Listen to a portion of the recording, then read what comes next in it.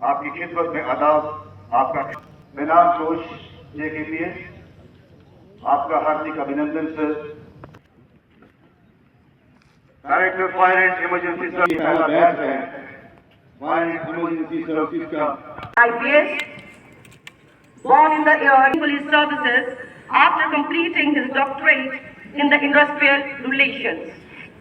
Professional assistant director Aqib Hussain Mir. आज की ये सलामी परेड के परेड कमांडर दोबारा और उसके पीछे कदम से कदम मिला के सलामी मंच के सामने से गुजरता presentation of the salute. Walking hand in hand with the third contest carrying a sad flag. चला है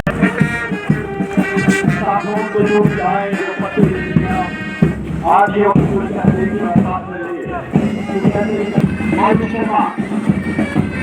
हमें आपके त्योहारों में आपकी बेजती में आपकी जरूरत में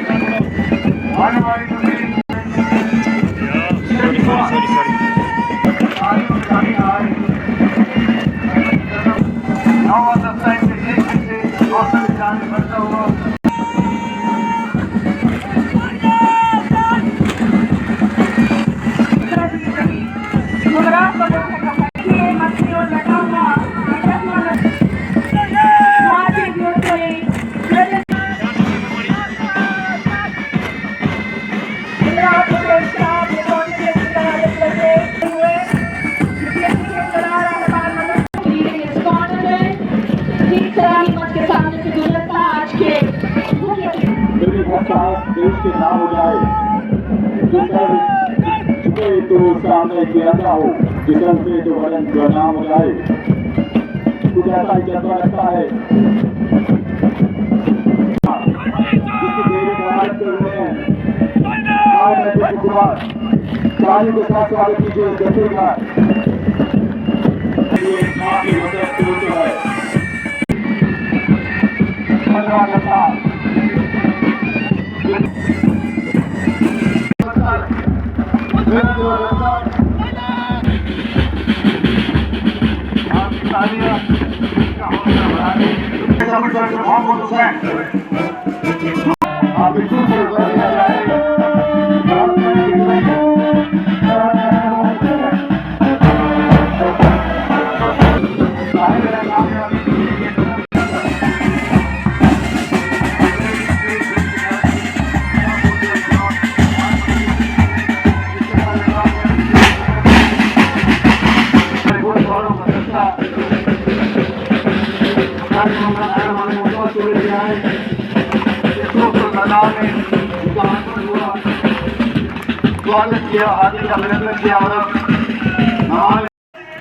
He'll be given a award of rupees 7,500 and a memento.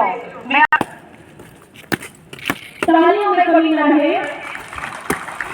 Abdul Majeed Peter 100 and a memento. Best in police drill. He'll be given a cash prize. इनके बाद मैं निमंत्रण देना चाहूंगा ऑलराउंडर इससे सबसे बेहतरीन बनाने गए हैं मुबारक सदस्य मुबारक से directors commendation and cash award rupees 9,000 and memento हासिल करेंगे आज directors commendation and cash award rupees 10,000 and memento allrounder तो मैं अपनी हृदय से शुभकामना देता हूं और उनके उज्जवल भविष्य की कामना करता हूं। जिन लोगों को अवार्ड मिले हैं उन्हें परिश्रम एवं कर्तव्य परायणता के लिए भी मैं फिर से एक बार बधाई देना चाहता हूं। आज के इस शुभ अवसर पर सभी कैडेट्स के माता पिता तथा सगे संबंधियों को भी मैं अपनी शुभकामना अर्पित करना चाहता हूं। आज आप सभी कैडेट से कैसे ऐतिहासिक संस्थान का हिस्सा बनने जा रहे हैं, जिसका इतिहास बहुत गौरवपूर्ण रहा। 1803 में मुंबई, 1822 में कोलकाता के पश्चात 1893 में जम्मू कश्मीर में फायर एवं इमरजेंसी सर्विसेज की शुरुआत श्रीनगर फायर ब्रिगेड के रूप में हुई थी। यहां तक कि दिल्ली में भी ऑर्गेनाइज तरीके से फायर सर्विसेज की शुरुआत 3 साल बाद यानी 1896 में शुरू हो पाई थी। इसलिए आप सभी उस रिच लिगेसी के ध्वजवाहक हैं और फाइटर शब्द तो आपका पहला नाम है, बाकी सभी उपनाम हैं। जैसा अभी दिलबाग सिंह जी ने, निवास जी ने और डायरेक्टर SD सिंह जी ने बताया कि पहला बड़ा बैच जिसका अपॉइंटमेंट, जिसकी नियुक्ति मेरे आने के 3 महीने पश्चात हुई थी। मुझे बताया गया है इस बैच में बेहतरीन शिक्षा प्राप्त ग्रेजुएट एवं पोस्ट ग्रेजुएट भी है। जम्मू कश्मीर में यहाँ की भौगोलिक स्थिति की वजह से फायर तथा इमरजेंसी सर्विसेज की आवश्यकता 1885 से ही महसूस की जा रही थी। उस साल शायद शताब्दी का सबसे बड़ा भूकंप आया था, जिसमें हजारों परिवार तबाह हुए थे। अगर पुराने दस्तावेजों के आंकड़ों को देखा जाए तो करीब 3500 लोगों की मृत्यु हो गई थी। सबसे बड़ी चुनौती फायर एवं इमरजेंसी सर्विसेज को स्थापना के तुरंत बाद झेलनी पड़ी थी, जब 52 घंटों की लगातार बारिश से उफान पर आई झेलम नदी ने श्रीनगर शहर को बुरी तरह से तहस नहस कर दिया। नई सर्विस को बाढ़ की आपदा से निपटने का कोई प्रशिक्षण नहीं था, अनुभव नहीं था, लेकिन उस रेस्क्यू ऑपरेशन की महत्व को देखते हुए प्रशासन ने उस समय के तुरंत आवाम की सेवा में इन्हें लगाया था। और इस सर्विस के फाइटर्स ने, जाबाजों ने पूरी शिद्दत के साथ लोगों के जान माल की हिफाजत करी थी। अभी जब मैं परेड का निरीक्षण कर रहा था, तब कंधे से कंधा मिलाकर खड़े कैडेट्स को देखकर भविष्य में आने वाली उनकी जिम्मेदारियों का मुझे एहसास हो रहा था। लोगों के जीवन, संपत्ति, मूल्यवान प्राकृतिक, इंडस्ट्रियल और सांस्कृतिक संसाधनों की सुरक्षा करने के लिए न सिर्फ उच्च प्रशिक्षण और कुशल अनुभव चाहिए, बल्कि मैं मानता हूं कि आग में कूदने का जज्बा भी चाहिए, जिगर भी चाहिए। और सिर्फ आग ही नहीं, बल्कि पानी, गैस और अन्य खतरों से भी आने वाले दिनों में आपको जूझना पड़ सकता है। अभी जून में बारामूला तथा श्री माता वैष्णो देवी श्राइन बोर्ड में जो फायर इंसिडेंट हुए, उसमें फायर और इमरजेंसी सर्विसेज के जवानों ने बड़ी दिलेरी से जान माल की रक्षा की थी और मैं फायर सर्विसेज के DG को इसके लिए साधुवाद देना चाहता हूं, बधाई देना चाहता हूं। मैं समझता हूं हर एक प्रोफेशन में जुनून और जज्बे का होना अत्यंत आवश्यक है। आपके बहुत से सीनियर्स होंगे जिनके जज्बे की वजह से आज कितने घर सही सलामत खड़े हैं, कितनी जिंदगियां आज सुरक्षित हैं और कितने जंगल आज भी हरे भरे हैं। ये मैं समझता हूं कि उनके जीवन की सबसे बड़ी कमाई है, पूंजी है, और आपके लिए जीवन का सबसे बड़ा आदर्श और सबक। मुझे पूरी उम्मीद है कि आप इन आदर्शों पर खरे उतरेंगे। अगर बारीकियों में देखा जाए तो आंतरिक सुरक्षा के ढांचे में भी आपका एक महत्वपूर्ण स्थान है और मुझे पूरी उम्मीद है कि कर्म क्षेत्र में आप अपना पराक्रम जरूर दिखाएंगे तथा जम्मू कश्मीर के हर एक नागरिक के प्रति अपने कर्तव्य का पालन जरूर करेंगे, जो शपथ आज आपने ली है। आज के इस अवसर पर मैं उन सभी बहादुर फायर फाइटर्स को नमन करता हूं जिन्होंने कर्तव्य पथ पर अपने प्राणों की आहुति दी थी। आज के दिन उनकी स्मृति में समर्पित करते हुए मैं एक बार उन्हें भी श्रद्धांजलि अर्पित करता हूं। साथियों, मुझे पुरानी घटना याद आ रही। 1960 में केंद्रीय गृह मंत्रालय की स्टैंडिंग फायर कमेटी की मीटिंग मुंबई में हुई थी और उस वक्त जम्मू कश्मीर के एक ऑफिसर भी उस मीटिंग में मौजूद थे। उन्होंने कहा कि साहब, जम्मू कश्मीर में फायर रिस्क की संभावना सबसे ज्यादा है और इसलिए हमें जगह जगह फायर स्टेशन बनाने और मॉडर्न इक्विपमेंट खरीदने की अनुमति मिलनी चाहिए। उस समय मीटिंग में जम्मू कश्मीर से कहा गया कि भाई आप इक्विपमेंट खरीद लीजिए, जहां तक फायर स्टेशन का सवाल है उसे बाद में देखा जाएगा। मुझे खुशी है कि वह परिस्थिति नहीं है। जम्मू तथा श्रीनगर स्मार्ट सिटी प्रोजेक्ट में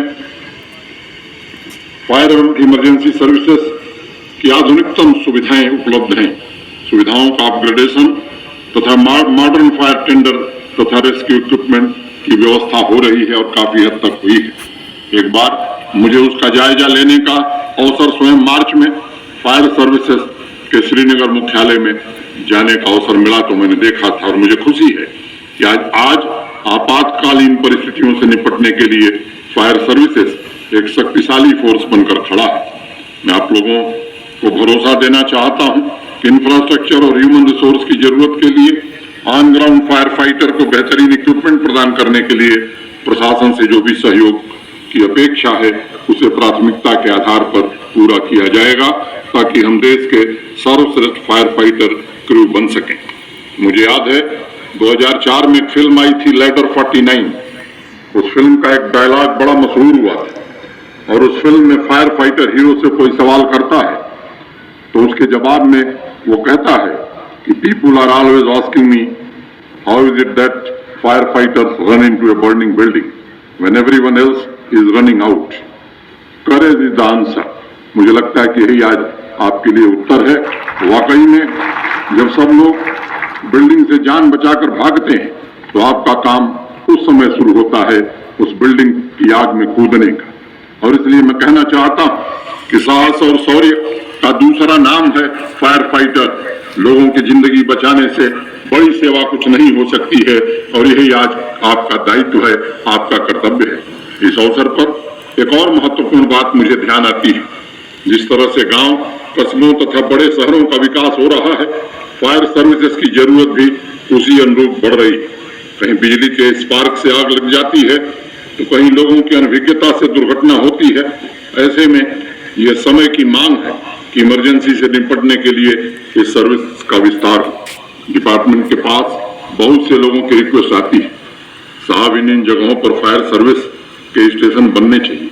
प्रतिदिन जो लोग मिलने आते हैं वो इस तरह का अनुरोध करते हैं। मुझे लगता है कि सभी पैरामीटर्स को ध्यान में रखते हुए हम सबको विचार करने की आवश्यकता है कि टाइम बाउंड मैनर में ये सुविधाएं पूरे यूटी को हम कैसे प्रदान कर सकें।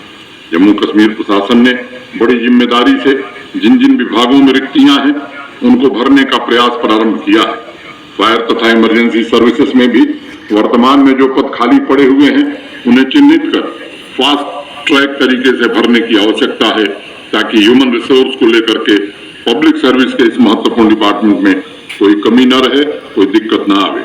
मुझे बताया गया है कि फायर सर्विसेज के पास जम्मू एवं श्रीनगर में सीमित ट्रेनिंग फैसिलिटी उपलब्ध है।